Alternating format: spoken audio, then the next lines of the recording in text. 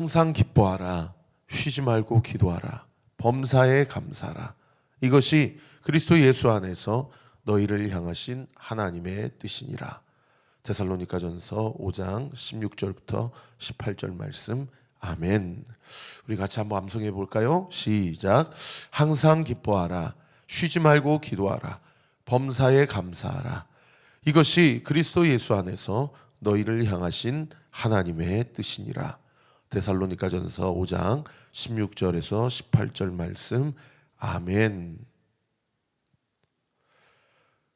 자, 23장까지 우리가 살펴보았고 오늘은 24장인데 얼마나 기가 막힌 삶을 계속해서 살아가는지 모릅니다.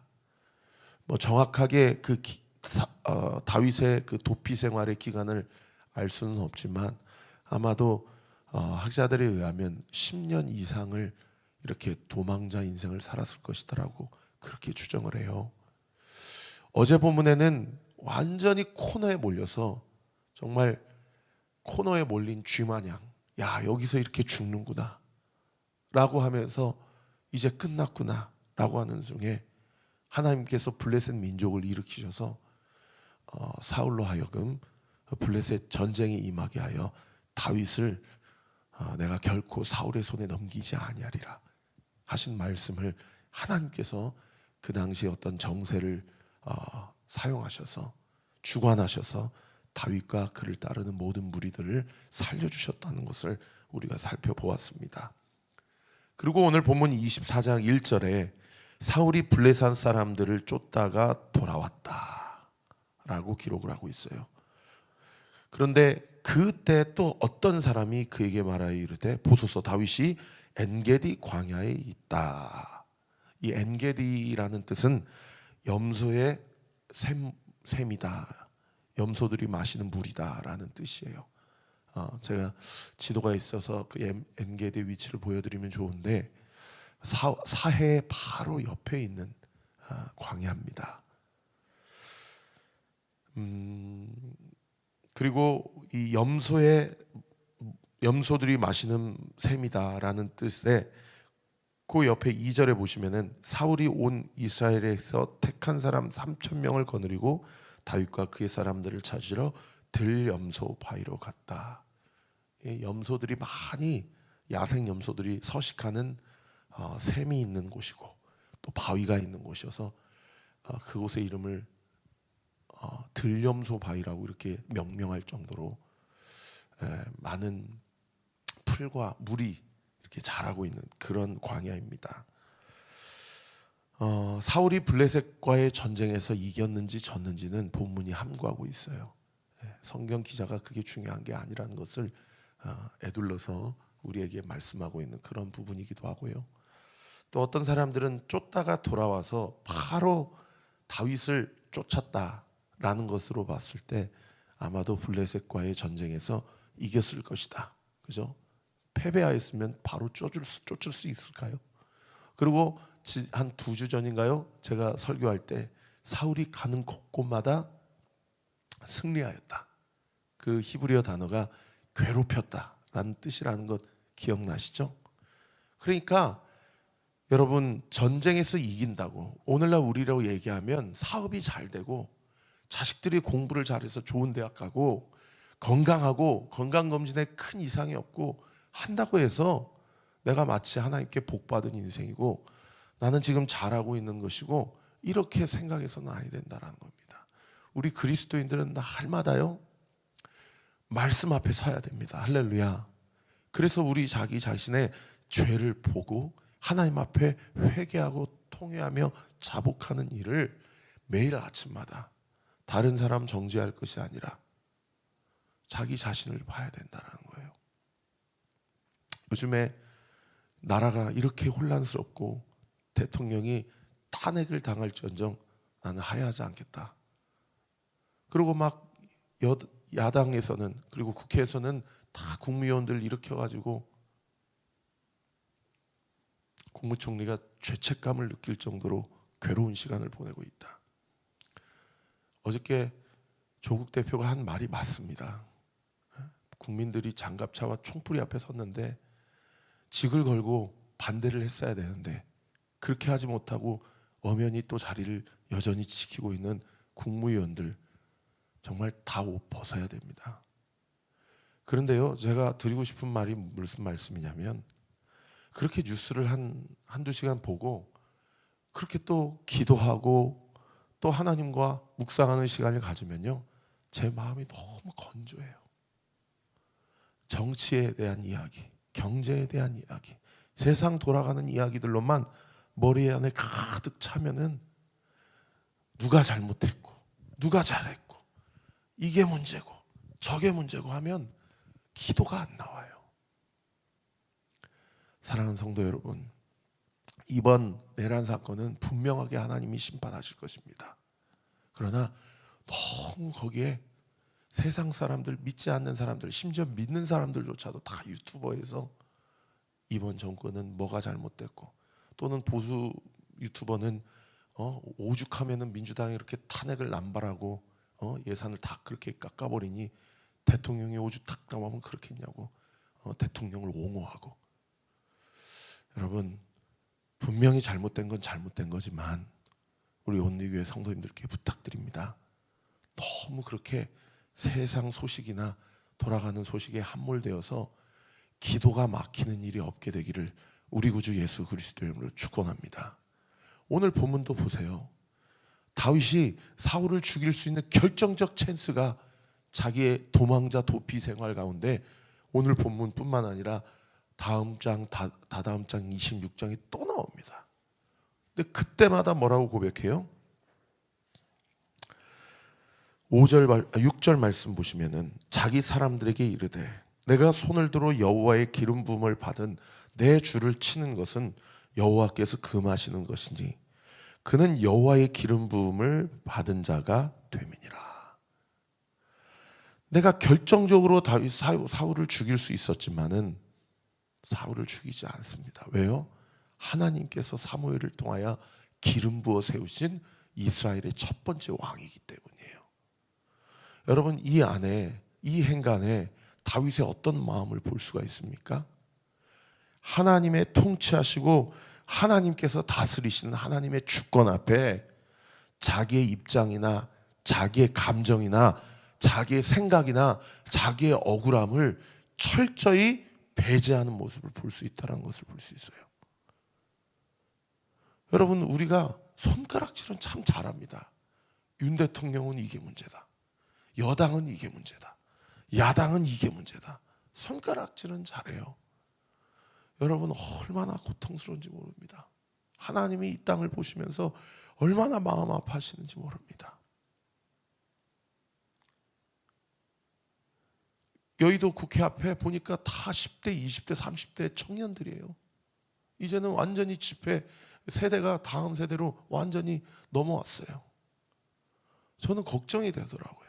이렇게 우리나라 보수가 이렇게 총칼을 겨누다가 무너지면 나중에 보수가 지켜야 될 가치, 그리고 그 차별금지법이라든지 여러 가지 이 성경에 이야기하는 어떤 여야의 문제가 아니라, 어떤 이념의 문제가 아니라 진리의 문제에 대해서 이제 다음 세대들이 맞다, 진리는 없고 포스트 모더니즘 사회에서 절대 선과 절대 악이 어디 있느냐,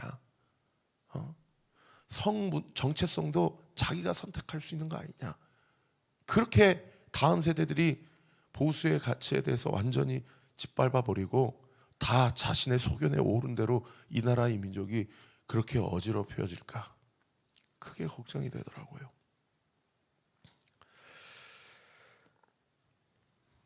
사랑하는 성도 여러분, 우리는 어떻습니까? 나는 어떻습니까? 하나님의 절대 주권 앞에 나의 생각이나 감정, 나의 기질, 심지어 나의 혈기, 이런 것들이 앞서고 있지는 않습니까?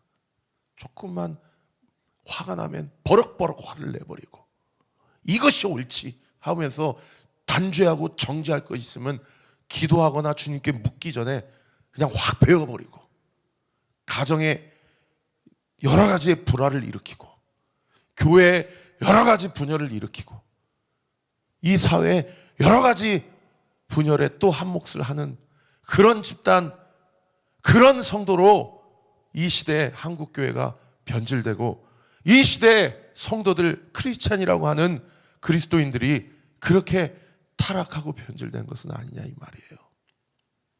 여러분, 오늘 이 하루도, 이 아침에도 세상 사람들은 자기의 판단, 자기의 소견대로 그렇게 정죄하고 단죄할 때, 여러분, 하나님의 마음을 달라고 우리 기도하십시다. 그리고 하나님의 마음을 품고 분열이 있는 곳에 일치를, 다툼이 있는 곳에 용서를, 그리고 미움이 있는 곳에 사랑을 달라고 했던 그 프란치스코의 기도처럼 우리 그렇게 함께 기도하며 다음 세대들 앞에 성도됨이 무엇인지,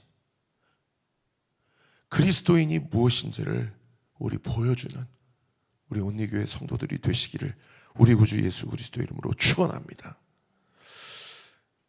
여러분, 오늘 본문에 세 가지 부류가 나와요. 세 가지 부류. 첫 번째 사람은 사울이에요. 사울은 자기가 오늘 본문 3절에 보시면은 갑자기 이 대변이 배에 신호가 와가지고, 여기 성경에 보시면은 3절에 보세요. 길가 양 우리에 이른즉 굴이 있는데 사울이 뒤를 보러 들어갔다. 이 완곡한 표현입니다. 예, 대변을 보러 들어간 거예요. 그러니까 어떻게 했겠어요? 다 무장해제하고, 예?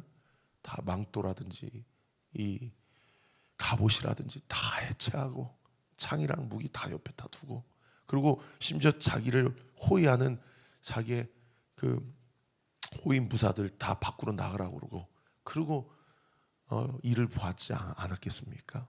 그런데 그 동굴에 다윗이 있는 거예요. 그러니까 완전히, 예? 자기의 감정을 앞세우면 처단할 수 있는 절호의 찬스 아닙니까? 그런데 다윗이 살려줘요. 그래서 다윗이 살려줬다라고 이야기를 하니까 오늘 보면 16절부터 22절까지 세 가지를 이야기하는데, 첫 번째가 뭐냐면 다윗아, 내 아들 다윗아라고 16절에 이렇게 얘기하죠.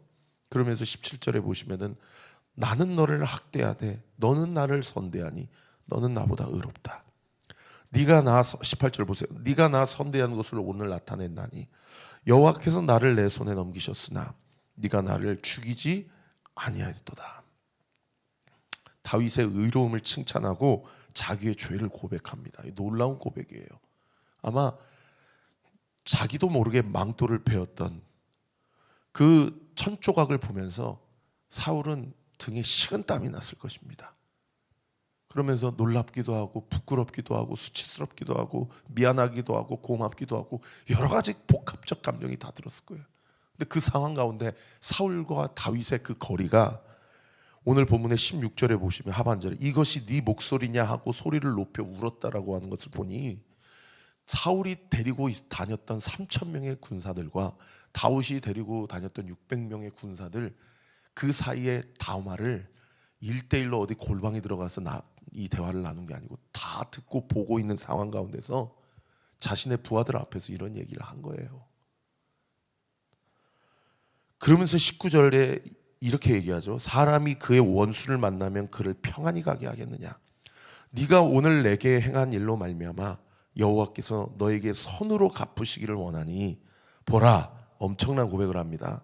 나는 네가 반드시 왕이 될 것을 알고 이스라엘 나라가 네 손에 견고히 설 것을 안다. 요나단이 이야기해줬던 말이 사실이라는 것을 확인합니다. 우리 아버지도 안다. 그러면서 얼마나 낯짝도 두껍지, 세상에 다윗과 요나단의 그 언약과 우정의 맹세를 사울도 알고 있었다라는 것을 짐작할 수 있는 요구를 합니다. 21절에 보면 그런즉 내 후손을 끊지 아니하며 내 아버지의 집에서 내 이름을 멸하지 아니할 것을 이제 여호와의 이름으로 내게 맹세하라 하니라. 우리 자녀들, 우리 후손들 너 원수 갚지 말아라 라고 나한테 맹세해라 라고 그렇게 요구를 해요. 이미 요나단과의 약속을 사울이 알고 있을런지 모르겠어요. 그런데 철판도 참 유분수지 어떻게 이런 약속을 요구할 수 있습니까? 그렇죠? 그리고 다다음 장에 또 다윗을 죽이려고 하다가 다윗이 또 살려준단 말이에요. 여러분, 저는 사울을 보면서 신약 성경이 한 구절이 생각납니다. 제가 주님을 만났던 구절인데요. 나중에 한번 묵상해 보세요. 로마서 7장 24절 25절에 사도 바울이 자기의 죄성을 발견하며 그리고 하나님께 회개했지만 다시 돌이켜서 또 마음으로 생각으로 행위로 범죄하는 자기 자신을 보면서 자기가 뭐라고 한탄하냐면 오호라. 그 오호라라는 말은 울었다라는 얘기예요. 오호라.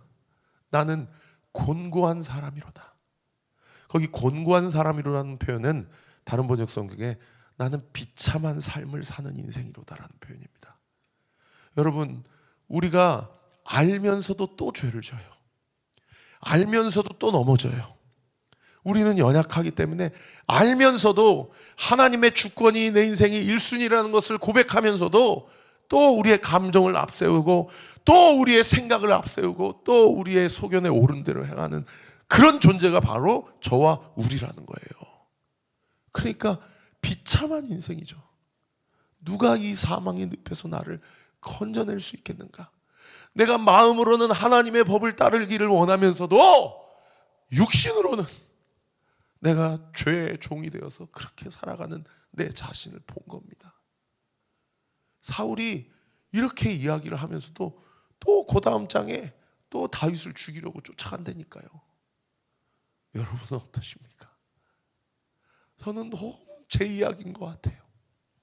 알면서도 또 넘어지고 알면서도 사랑하는 남편, 사랑하는 아내에게 큰 소리치고 알면서도 자녀들에게 자기의 감정으로 훈육하고 알면서도 말씀을 그렇게 듣고 그렇게 기도하면서도 자기 생각대로 행하는 자기 자신을 보면서 얼마나 비참한 인생인지 모르겠어요.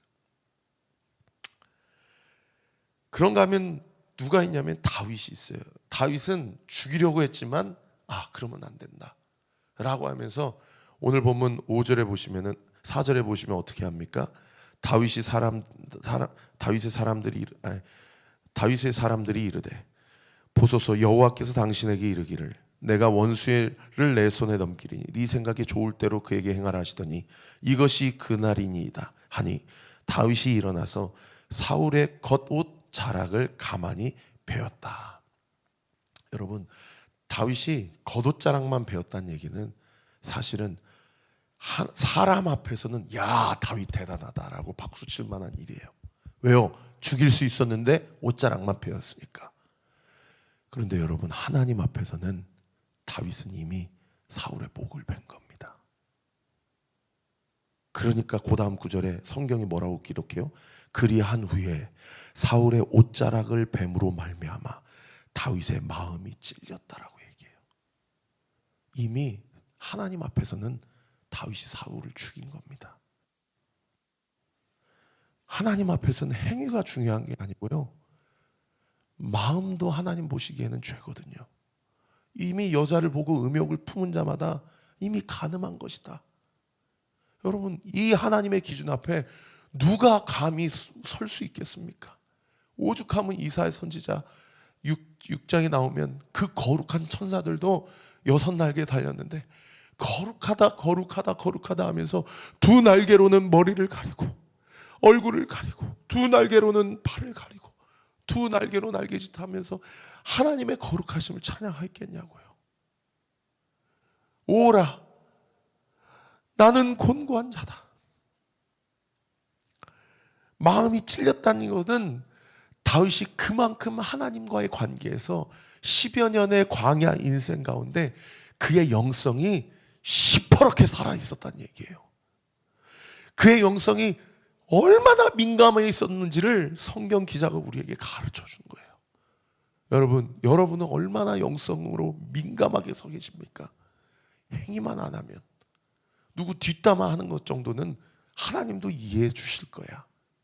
마음으로 그랬지 내가 그렇게 삶으로 실천으로 옮기지 않았기 때문에, 그렇기 때문에 이거는 죄가 아닌 거야. 보수 유튜버가 그렇게 얘기하더라고요. 국회 그냥 창문 몇 개 깨졌지 사람이 죽었냐고. 여러분, 그게 말입니까? 이 세상 사람들의 영성이 얼마나 둔감해졌는지를 볼 수 있는, 그거 크리스찬이 얘기하는 거예요, 그거. 예? 제가 정말 화가 나가지고요. 그런데 또 그렇게 화가 나니까 기도가 안 돼요. 그러면서 다윗이 하나님의 주권을 인정하면서 뭐라고 얘기하냐면 12절에 보시면 여호와께서 나와 왕 사이를 판단하사, 거기 줄 치세요. 여호와께서 나를 위하여 왕에게 보복하시려니와 내 손으로는 왕을 해하지 않겠나이다. 다윗이 마음은 찔렸지만 마음의 찔림을 받고 하나님 앞에 회개해서 내 손으로 하지 않겠습니다. 하나님이 하실 것입니다. 할렐루야. 사랑하는 성도 여러분, 하나님은 다 아십니다. 믿으시면 아멘. 그리고 하나님은 졸지도 주무시지도 않으시고 하나님은 오늘 하루도 하나님의 일을 하시는 줄 믿으시기를 우리 구주 예수 그리스도 이름으로 축원합니다. 필요 이상으로 그렇게 상황을 판단하거나 단죄하는 일을 멈추시고 하나님이 일하고 계시다라는 사실 앞에 두렵고 떨린 마음으로 내 마음에 찔림을 받아야 될 나의 죄가 무엇인지 우리 자기 자신을 좀 돌아보고 오늘 이 하루도 다윗처럼 마음에 찔림을 받아 여러분 우리에게 주신 가정을 지켜내고 할렐루야, 우리에게 주신 교회를 지키고 할렐루야, 또 하나님이 오늘 하루 나에게 주신 생업을 온전히 잘 감당하게 되는 저와 우리 모든 온리교회 성도들 되시기를 우리 구주 예수 그리스도 이름으로 축원합니다. 기도하겠습니다. 아버지 하나님 감사합니다. 오늘도 주신 말씀 붙잡고 항상 기뻐하기로 결단하고 쉬지 말고 기도하기로 결단하고 범사에 감사하기로 결단합니다. 아버지 하나님, 다윗이 사울의 옷자락만 뱀으로써 하나님 앞에서 그것이 이미 사울의 목을 베어버렸다라는 사실에 마음에 찔림을 받고 하나님 앞에 회개하며 모든 주권이 하나님께 있음을 다시 한번 고백하고 하나님 앞에 기도했던 것처럼 아버지 하나님, 우리도 우리의 마음에 찔림을 받아야 될 것이 있다면 마땅히 찔림을 받게 하여 주옵소서. 오늘 이 아침에 기도할 때에 우리 사랑하는 성도들 성령 하나님 찔러주세요. 그 마음을 찔러주셔서 회개할 것이 있으면 아버지 하나님 명명백백하게, 그러나 두렵고 떨린 마음으로 진솔하게 하나님 앞에 회개하게 하시고 오늘 우리가 함께 찬양했던 것처럼 감으로 메마른 우리의 마음밭에 성령의 단비를 내어주심으로 우리에게 새 생명을 공급하게 하시고 우리를 소생케 하시는 성령의 능력이 오늘 이 새벽에 하나님 앞에 무릎 꿇고 기도하는 모든 성도들의 기도의 현장마다 우리 사랑하는 성도들에게 살아계신 하나님의 능력과 소생케 하시는 은혜가 우리 사랑하는 성도들에게 부어지게 될지어다, 부어질지어다, 부어지게 될지어다 믿고 감사드리며 살아계신 예수 그리스도 이름으로 기도하옵나이다. 아멘.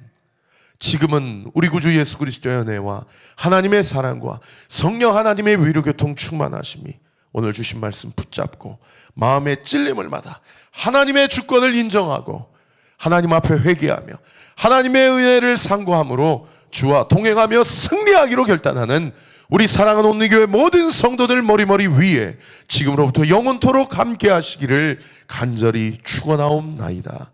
아멘.